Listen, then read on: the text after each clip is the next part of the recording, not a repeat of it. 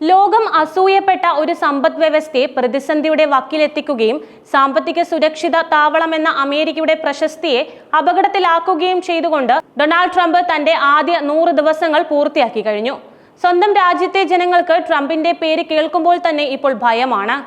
രാജ്യത്ത് അവശ്യവസ്തുക്കളുടെ വില കുത്തനെ ഉയർന്നു കഴിഞ്ഞു. 2024 നവംബറിൽ അമേരിക്കയെ വീണ്ടും താങ്ങാനാവുന്നതാക്കി മാറ്റുമെന്ന ട്രംപിന്റെ വാഗ്ദാനത്തിൽ വിശ്വസിച്ചിരിക്കുകയാണ് ജനങ്ങൾ.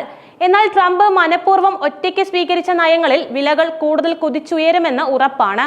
അത് ക്ഷാമത്തിലേക്ക് നയിച്ചേക്കാം. അമേരിക്കൻ സാമ്പത്തിക ശക്തി പ്രയോഗിക്കുന്നതിലൂടെ വ്യാപാര എതിരാളികളെ തകർക്കാൻ തീരുവകൾ ഉപയോഗിച്ച് 19ാം നൂറ്റാണ്ടിന്റെ അവസാനത്തിലെ ഒരു ഐതിഹാസിക സുവർണകാലം പുനഃസൃഷ്ടിക്കാൻ കഴിയുമെന്ന ഉറച്ച വിശ്വാസത്തോടെ ട്രംപ് അമേരിക്കയുടെയും ആഗോള സമ്പദ് വ്യവസ്ഥയുടെയും ഏറ്റവും അടിസ്ഥാനപരമായ പുനരുദ്ധാരണത്തിന് ശ്രമിക്കുകയാണ്. അമേരിക്കൻ ഉൽപ്പന്നങ്ങൾക്കായി വിദേശ വിപണികൾ വ്യാപകമായി തുറക്കുകയും വ്യാപാരത്തിന്റെ ആഗോളവൽക്കരണത്തിന് കനത്ത വില നൽകിയ വ്യാവസായിക മേഖലകളെ പുനരുജ്ജീവിപ്പിച്ചുകൊണ്ട് നിർമ്മാതാക്കളുടെ ഫാക്ടറികളും തൊഴിലുകളും തിരികെ കൊണ്ടുവരികയും ചെയ്യുക എന്നതാണ് അദ്ദേഹത്തിന്റെ ലക്ഷ്യം.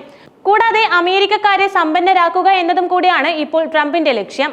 തൊഴിലവസരങ്ങൾ സംരക്ഷിക്കുകയും പണപ്പെരുപ്പത്തിനെതിരെ പോരാടുകയും ചെയ്യുന്നവരെ അപേക്ഷിച്ച് തനിക്ക് കൂടുതൽ സാമ്പത്തിക മനസ്സുണ്ടെന്ന പ്രസിഡന്റിന്റെ ദുർബലമായ മനോഭാവവും വിശ്വാസവും അമേരിക്കൻ സമ്പദ് വ്യവസ്ഥയെ നാശത്തിന്റെ വക്കിലേക്ക് തള്ളിവിടുന്നതിന് കാരണമാകുന്നുണ്ട്. വ്യാപാര സാഹചര്യങ്ങൾക്കും അപ്പുറം വലിയ ഭൗമരാഷ്ട്രീയ പ്രത്യാഘാതങ്ങളുള്ള അമേരിക്കയുടെ 21ാം നൂറ്റാണ്ടിലെ സൂപ്പർ പവർ എതിരാളിയായ ചൈനയുമായുള്ള വ്യാപാര യുദ്ധം അപകടകരമായ ഒരു തരത്തിൽ എത്തി നിൽക്കുകയാണിപ്പോൾ.